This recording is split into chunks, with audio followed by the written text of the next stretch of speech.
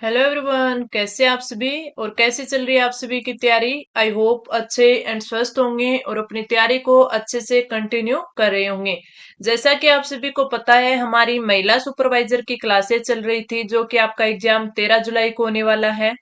इसमें बात करें तो आज की जो क्लास है, ये क्लास आपकी रहने वाली है आपके पार्ट 2, यानी जो आपका द्वितीय खंड है उसमें। और उसमें भी अगर हम बात करें तो आपका जो पोषण और स्वास्थ्य है, ठीक है, कै पॉइंट यानी कै आपके सिलेबस का टॉपिक है, जिसमें पोषण स्वास्थ्य का ज्ञान तथा योजनाएं दे रखी है।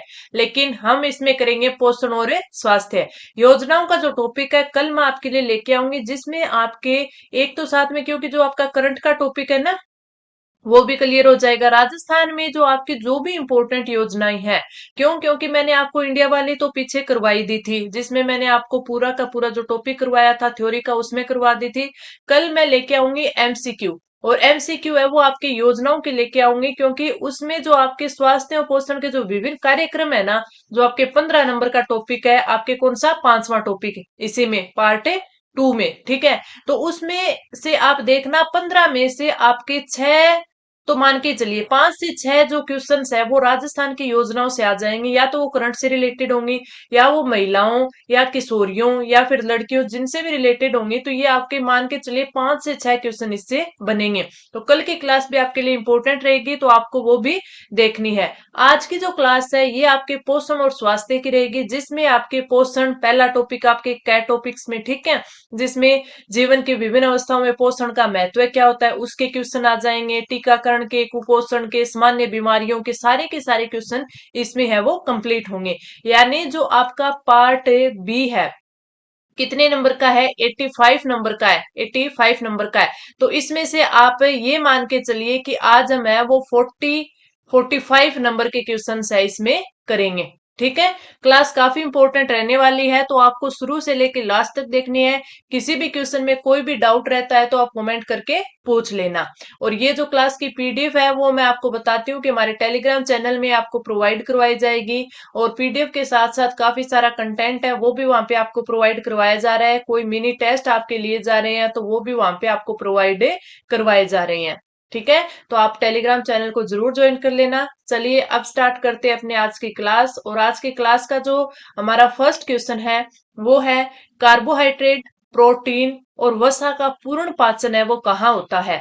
छोटी आंत में, अमाशय में, मलाशय में और बड़ी आंत में। अगर हम कार्बोहाइड्रेट, प्रोटीन, वसा इनका बात करें तो जो पूर्ण पाचन है वो होता है छोटी आंत में।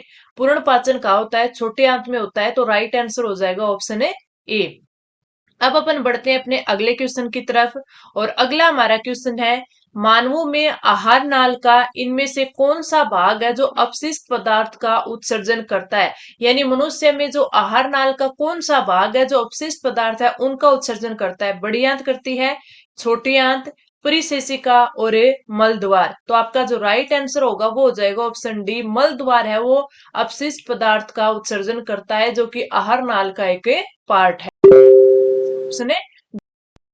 अब अपन आगे बढ़ते हैं, अपना अगला थर्ड क्वेश्चन है, मुख गुहिका मानव तंत्र का एक हिस्सा है। यानी मुख गुहिका मानव तंत्र का किस तंत्र का हिस्सा है? परिसंचरण तंत्र का है, उत्सर्जन का है, पाचन का है और श्वसन का है। तो आपका राइट आंसर हो जाएगा ऑप्शन सी, पाचन तंत्र का भाग है मुख गुहिका, ठीक है, बक्कल कैविटी। तो राइट आंसर ऑप्शन सी। आगे बढ़े अपना अगला क्वेश्चन, निम्न में से कौन सा पाचक एंजाइम लार में पाया जाता है? एंटीरोकाइनेज, लाइपेज, पेप्टाइडेज और एमाइलेज।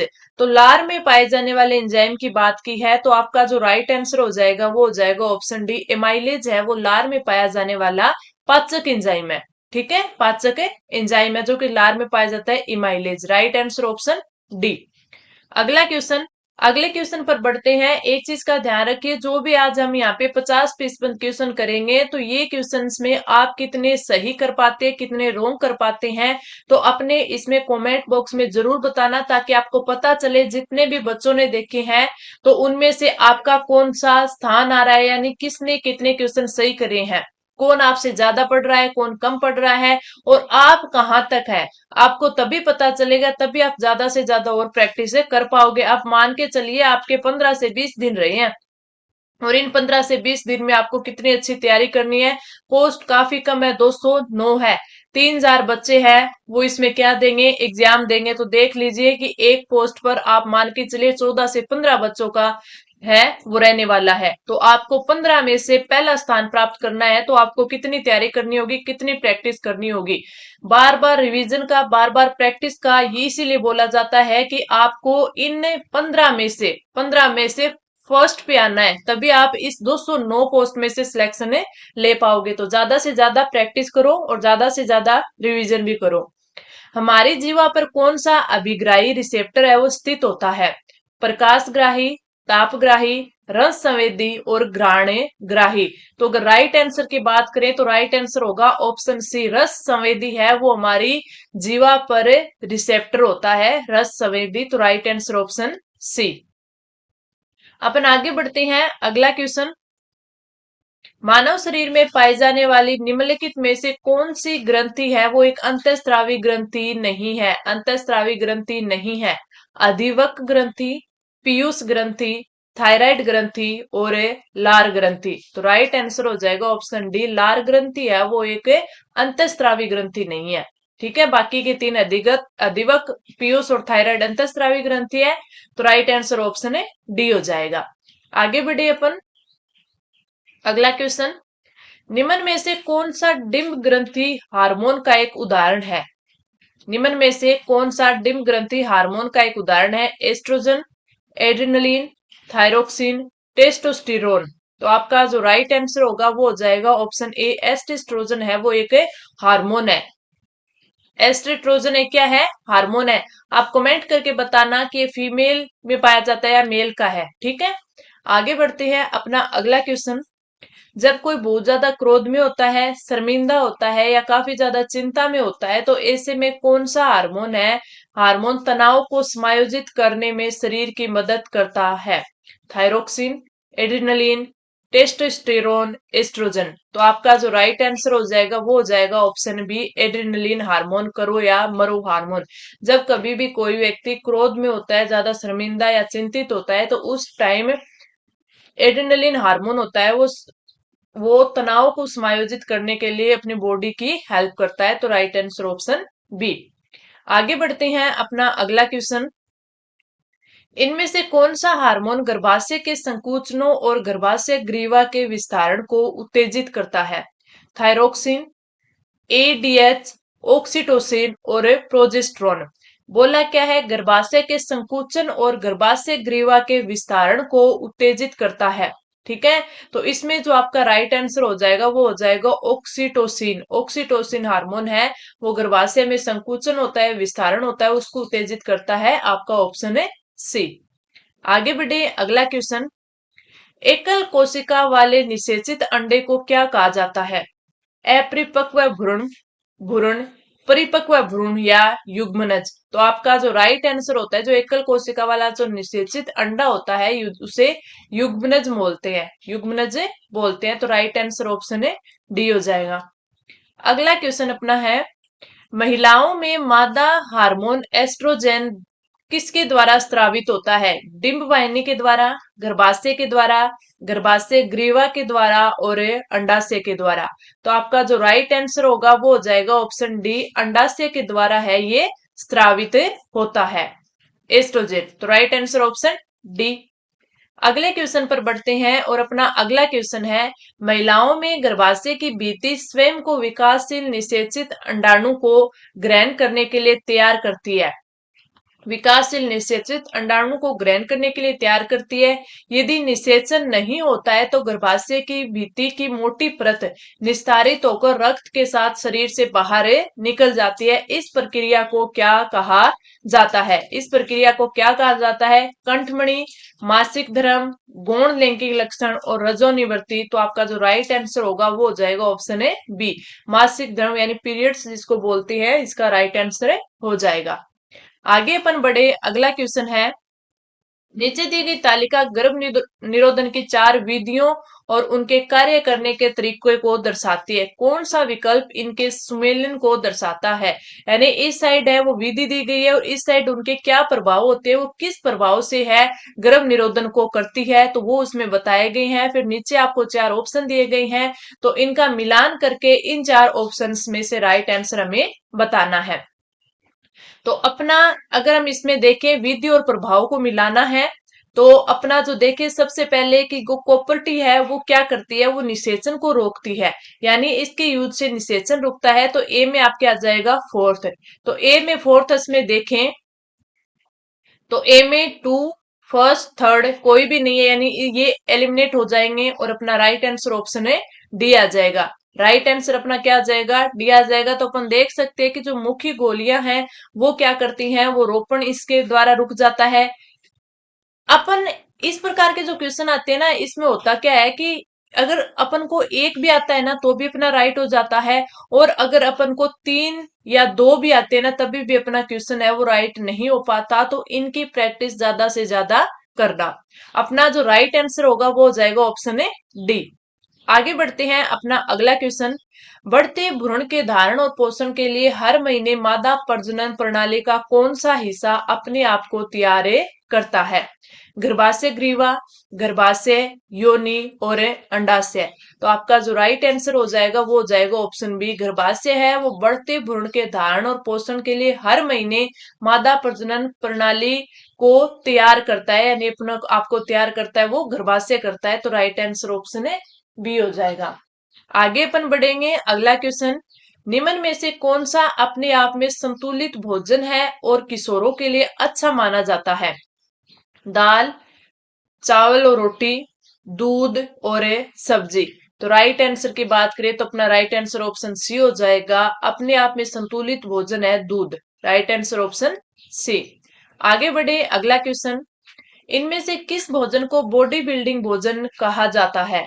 प्रोटीन से भरपूर भोजन जैसे कि मटर, वसा से भरपूर भोजन जैसे कि मक्खन, विटामिन से भरपूर भोजन जैसे कि सेब, और कार्बोहाइड्रेट से भरपूर भोजन जैसे कि गेहूं। तो हमारा जो राइट आंसर होगा बॉडी बिल्डिंग वाला वो होता है आपका प्रोटीन। प्रोटीन से भरपूर जो भोजन होता है जैसे कि मटर। तो राइट आंसर ऑप्शन ए हो जाएगा। आगे बढ़े अगला क्वेश्चन। निम्न में से किस आहारी घटक की प्रति ग्राम मात्रा मनुष्यों में अधिकतम ऊर्जा प्रदान करती है? प्रोटीन, रुक्षांश, कार्बोहाइड्रेट और वसा। तो आपका जो राइट आंसर होगा ऑप्शन डी हो जाएगा वसा। आपको पता होना चाहिए कार्बोहाइड्रेट प्रति कैलोरी यानी कितना अपने को कितनी ऊर्जा देता है, प्रोटीन कितना देता है, वसा कितना देता है। ठीक है, इस चीज का भी आपको ध्यान होना चाहिए। आगे बढ़ते हैं। केला किस विटामिन का एक अच्छा स्रोत है? Vitamin A, vitamin C, vitamin D और विटामिन ए बी। तो आपका जो राइट आंसर हो जाएगा ऑप्शन है डी। ऑप्शन है डी। केला विटामिन बी का एक अच्छा स्रोत है। तो राइट आंसर ऑप्शन डी। आगे अपन बढ़े। अपन को 2 कथन दिए गए हैं। अभी कथन ए दिया गया है और एक अपन को कारण आर दिया गया है। अपन को देखना है कि कौन सा सही है और कौन सा गलत। बेरी बेरी एक विषाणु जनित संक्रमण है। विटामिन की कमी बीमारियों का कारण बनती है। इसमें से ए गलत लेकिन आर सही है, ए सही लेकिन आर गलत है, ए और आर दोनों गलत है, ए और आर दोनों सही है, और आर है वो ए की उचित व्याख्या भी करता है। तो आपका जो राइट आंसर होगा वो होगा ए गलत है और आर सही है। राइट आंसर ऑप्शन ए कि विटामिन की अगर कमी होगी तो ये बीमारियों का कारण बनेगा। ठीक है, और बेरी बेरी क्या है, विटामिन बी1 की कमी से होने वाला एक रोग है, संक्रमण है। तो ये विषाणु जनित नहीं है। तो आपका ऑप्शन ए है वो बिल्कुल सही हो जाएगा। अगला अपना क्वेश्चन है। नियासिन का एक रूप है विटामिन बी। ये इसमें आ गया विटामिन बी1 कर लेना, बी2 कर लेना, बी आपका 12 कर लेना, और ये क्या है विटामिन बी5 कर लेना। तो इसमें से ये आपको बताना है कि नियासिन किसको बोला जाता है। आपको विटामिन बी है इसके जितने भी रूप होते हैं उन सभी को याद होना चाहिए। तो इस क्वेश्चन का आप कमेंट में आंसर टिक करना कितने बच्चों को इसका आता है।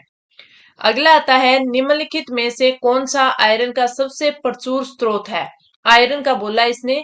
हरी सब्जियां, फलियां, अंडे और दूध। तो आपका जो राइट आंसर क्या होगा वो हो जाएगा हरी सब्जियां है जिसमें सबसे ज्यादा आयरन होता है आपका, तो ये प्रचुर स्रोत है आयरन का, हरी सब्जियां।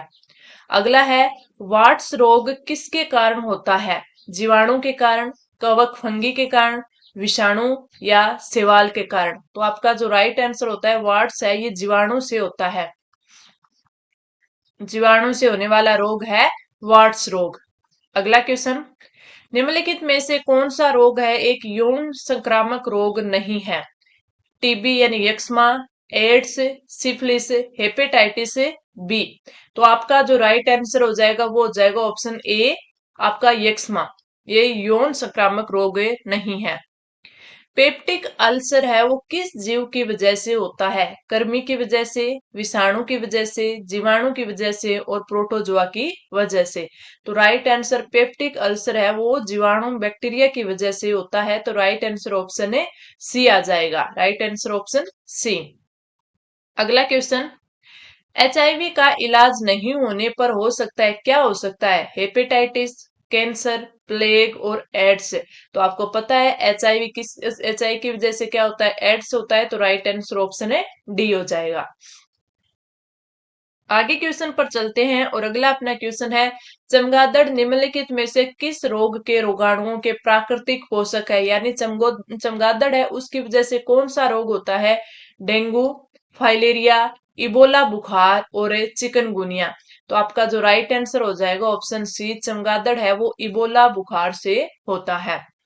अगला अपना क्वेश्चन है कि ट्यूबरक्लोसिस के विरुद्ध मुख्यतः कौन सी वैक्सीन का प्रयोग किया जाता है?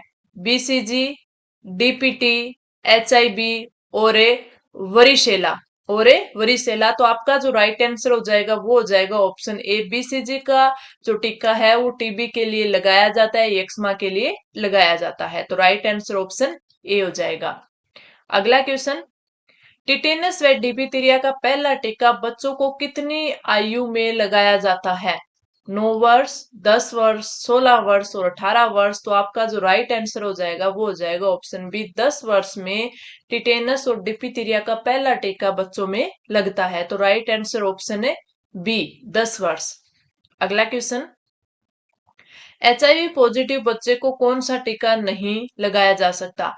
ओपीवी का टीका, डीपीटी जो आपका ये आता है ना डिपिथीरिया वाला, ठीक है, वो टीका, हेपेटाइटिस बी और आपका एक आता है एमएमआर टीका। तो इनमें से कौन सा है वो एचआईवी पॉजिटिव बच्चे को नहीं लगता? तो वो आपके ओपीवी का टीका नहीं लगता, तो राइट आंसर ऑप्शन ए हो जाएगा। अगला क्वेश्चन, रूबेला वैक्सीन किस रूट के माध्यम से दी जाती है? इट्रीडर्मल के द्वारा, इंट्रामेस्कुलर के द्वारा, मौखिक या सब क्यूटोनिशियस के द्वारा? तो आपका जो ये राइट आंसर होगा रूबेला वैक्सीन है वो दी जाती है आपके ऑप्शन बी, इंट्रामेस्कुलर के द्वारा। किसके माध्यम से? इस रूट के द्वारा दी जाती है, तो राइट आंसर हो जाएगा ऑप्शन है बी। अपन आगे बढ़ेंगे, अपना अगला क्वेश्चन है, विटामिन ए की कमी सबसे खतरनाक स्थिति होती है, यानी अगर विटामिन ए की कमी हो जाती है तो सबसे खतरनाक स्थिति इसमें से कौन सी होती है? बिटोट स्पॉट्स, ठीक है, कैरेटोमोलिसिया, कमल जीरोसिस और जीरोफेथमिलिया। ठीक है, इसमें से कौन सी स्थिति है जो सबसे खतरनाक होती है विटामिन ए की? तो अपना जो राइट आंसर हो जाएगा वो हो जाएगा ऑप्शन है डी, जीरोफेथिलमिया, जीरो थेलमिया, तो राइट आंसर ऑप्शन है डी हो जाएगा। आगे अपन बढ़ते हैं, अगला अपना क्वेश्चन है, किस पौष्टिक तत्व की कमी से 3D नामक बीमारी हो जाती है? थाइमीन, राइबोफ्लेविन, लोह तत्व और नियासिन? तो आपका जो राइट आंसर हो जाएगा ऑप्शन डी, नियासिन है वो एक 3D नामक बीमारी होती है, तो नियासिन की कमी से। और आप कमेंट करके बताना कि नियासिन किस विटामिन का नाम है, ठीक है। आगे बढ़ते हैं, कुपोषण मानव शरीर में विभिन्न रक्षा प्रणाली पर विपरीत प्रभाव डालता है, प्रतिजैविक निर्माण में, फिगोसिटिक क्रिया में, उत्तक अखंडता में और उपरोक्त सभी? तो आपका जो राइट आंसर हो जाएगा ऑप्शन डी हो जाएगा, जो कुपोषण होता है वो प्रतिजैविक निर्माण में, फेगोसिटिक क्रिया में उत्तक अखंडता इन सभी चीजों में है वो विपरीत प्रभाव डालता है। तो राइट आंसर ऑप्शन डी हो जाएगा। और कुपोषण का जो टॉपिक है इतने अच्छे से आपको करवाया गया है, और ये कितने आपके 8 नंबर का है शायद। तो 8 नंबर का जो आपने अगर वो क्लास ले ली कुपोषण वाली, उसमें मैंने अच्छे से आपको समझाया भी है। जो WHO के जो 10 हस्तक्षेप है उनको मैंने आपको अच्छे से समझाकर, अच्छे से आपको फोटो दिखाकर अच्छे से याद करवाया था, और उनको टेलीग्राम चैनल पर भी प्रोवाइड करवाया था ताकि आप उसे अच्छे से रिवीजन कर सको। तो ये चीज आपके कुपोषण 8 नंबर का है, इंपॉर्टेंट टॉपिक है। अच्छे से आपको क्लास में 2 क्लास थी इसकी, जिसमें हमने टॉपिक थ्योरी कर ली और एमसीक्यूज भी कर लिए थे। तो काफी इंपॉर्टेंट है आपके लिए 8 नंबर। तो अगर आपने अभी तक वो क्लास नहीं ली है तो उसको जरूर ले लेना, ताकि आपके ये 8 नंबर है वो आप सिक्योर कर पाओ। और अगर आपको हमारी टेस्ट सीरीज ज्वाइन करनी है, जो कि आपके लिए टेस्ट सीरीज है वो 100 रुपए में आपको 10 टेस्ट है वो दिए जा रहे हैं। काफी कम में इसकी कीमत रखी गई है ताकि हर बच्चा है इसको परचेज कर पाए। क्यों? क्योंकि ये इतनी इसलिए रखी गई है ताकि हम भी अब अगर टाइपिस्ट वगैरह को देते हैं तो जो भी कॉस्ट आती है वो इसमें हो जाए और बच्चा भी इसको ले पाए। ठीक है। और इसमें आपको क्या क्यों ज्यादा, इसमें अगर हम देखें तो 10 ये जो टेस्ट है वो आपके पार्ट बी और आपके पार्ट ए में जो आपके मैनेजमेंट प्रबंधकीय गुण है वो वाला टॉपिक है इसमें इंक्लूड किया गया है। यानी आपको 105 नंबर का 105 क्वेश्चंस का कंटेंट इस टेस्ट में दिया जाता है।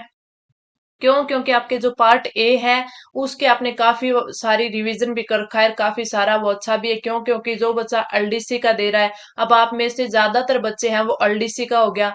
महिला सुपरवाइजर जो आपकी महिला अधिकारिता वाली 176 पोस्ट वाली है वो भी आप सभी दे रहे हो, तो इनमें भी ये सारे टॉपिक आ रहे हैं। तो वो आपके पार्ट ए का सिर्फ मैनेजमेंट के टॉपिक यानी बी पार्ट को छोड़कर है, आपका सभी का अच्छे से क्लियर है। तो आपके लिए सिर्फ क्यों? क्योंकि कुछ बच्चों को ये होता है कि मैम हमारा पार्ट ए तो हमारा काफी अच्छे से तैयार है, ठीक है, हमें उसे बार बार प्रैक्टिस की जरूरत नहीं है, लेकिन हमें तो सिर्फ बी पार्ट का कंटेंट ही चाहिए। क्यों? क्योंकि ये आपने कभी भी किसी भी वैकेंसी में नहीं पढ़ा है। ये आपके आंगनवाड़ी कार्यकर्ता वाली वैकेंसी के लिए आता है, लेकिन वो सिर्फ किसकी है? महिलाओं की है। लेकिन उसको भी बहुत कम जो लड़के हैं उन्होंने पढ़ा होगा। क्यों? क्योंकि उसमें 10 साल का अनुभव है वो माना जाता है। तो ये पार्ट आपके पास नहीं था, इसलिए इसी की आपके लिए प्रैक्टिस ज्यादा से ज्यादा प्रोवाइड करवाई गई है, और इसी की क्लासेज है वो मैंने पूरी की पूरी अपने यूट्यूब चैनल पर प्रोवाइड करवाई है। तो आपको अगर अपना बी पार्ट और मैनेजमेंट का टॉपिक अच्छे से क्लियर करना है तो सारी तो आप क्लासेज ले लेना। जितनी भी पीडीएफ आपको प्रोवाइड करवाई गई टेलीग्राम चैनल पर वो सारी पढ़ लेना, और ये टेस्ट सीरीज ले लेना। आपके अच्छे से 105 जो मार्क्स का पोर्शन है वो अच्छे से क्लियर हो जाएगा। अब अपन बढ़ते हैं अपने अगले क्वेश्चन पर। विटामिन ए की खोज की थी। विटामिन ए की खोज फंक ने, लुई पास्टर ने, हॉपकिंस ने और लेवोजियर ने। तो आपका जो राइट आंसर हो जाएगा ऑप्शन सी हो जाएगा। हॉपकिंस ने विटामिन ए की खोज की थी। अपरा का वजन प्रसव के समय उत्पन्न शिशु के वजन का कौन सा भाग होता है? मतलब शिशु के वजन का कितनावा भाग होता है अपरा का वजन? प्रसव के टाइम के लिए इसने बोला है। 3/4वां भाग, 1/6वां भाग, 1/8वां भाग और 1/12वां भाग। शिशु के वजन का इसमें वो भाग बताया है। तो इसमें जो राइट आंसर हो जाएगा वो हो जाएगा ऑप्शन है सी। ये उसका किसका होता है? जो शिशु होता है उसका वजन होता है। इसका छठा 1/6वां भाग है वो अपरा का वजन होता है प्रसव के दौरान। तो राइट आंसर ऑप्शन है बी हो जाएगा। आगे अपन बढ़े। इनमें से किस पट्टे का उपयोग ड्रेसिंग के लिए किया जाता है? Cotton cloth bandage, plaster of Paris, crepe bandage और स्मार्ज बैंडेज। तो आपका जो राइट आंसर हो जाएगा वो हो जाएगा ऑप्शन है कॉटन क्लॉथ बैंडेज है उसका यूज है वो ड्रेसिंग करने के लिए किया जाता है। आगे बढ़ते हैं। घाव भरने का पहला चरण क्या है? Maturation face, हिमोस्टेसिस face, inflammatory face, proliferative face. तो आपका जो राइट आंसर हो जाएगा वो हो जाएगा ऑप्शन बी।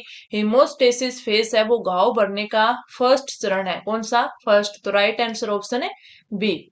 आगे अपन बढ़ते हैं। एंटीबॉडीज का उत्पादन होता है टी लिम्फोसाइट्स में, बी लिम्फोसाइट्स में, और न्यूट्रोफिल्स में और एनके सेल्स में। अगर एंटीबॉडीज की बात करें तो एंटीबॉडीज का जो निर्माण होता है, उत्पादन होता है, वो आपके बी लिम्फोसाइट्स में होता है। तो राइट आंसर ऑप्शन है बी हो जाएगा। आहार में आयरन का अवशोषण है वो किसके द्वारा होता है? किसका बोला है? आहार में आयरन का बोला है अवशोषण किसके द्वारा होता है? कैल्शियम, टी, विटामिन सी और डाइटरी फाइबर्स। Dietary fibres. तो आपका जो राइट आंसर होगा वो हो जाएगा ऑप्शन है बी।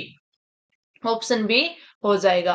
अपन आगे बढ़ते हैं अपना अगला क्वेश्चन। निम्न में से कौन सा विटामिन एंटीऑक्सीडेंट की तरह कार्य करता है और रोग प्रतिरोधक क्षमता बढ़ाने में सहायक है? Vitamin D, vitamin A, vitamin E और विटामिन के।